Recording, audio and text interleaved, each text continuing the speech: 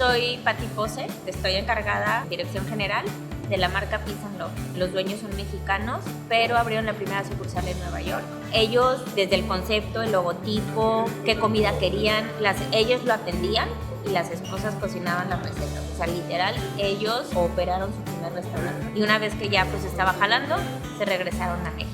La experiencia es un lugar relajado donde tú puedas estar a gusto, que te sientas literal como en tu casa. Es algo tranquilo, donde puedes venir a tomar un café, puedes comer de una manera informal. Nuestro core business es el healthy food. Son sándwiches o ensaladas. Que manejamos también desayunos, el green bar, que son jugos hechos naturales al momento. El pan es hecho por nosotros, es homemade, todo se ensambla y se hace al momento. La tecnología es eso que nos acerca a poder reaccionar ante lo que el consumidor está pidiendo, porque si no reaccionas a cómo va evolucionando todo, la verdad es que te quedas obsoleto, te quedas atrás, ¿no?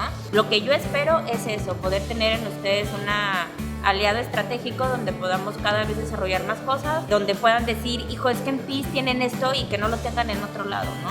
Pues que vengan, que prueben, que experimenten, que vivan la experiencia, que vengan a probar y ojalá les guste.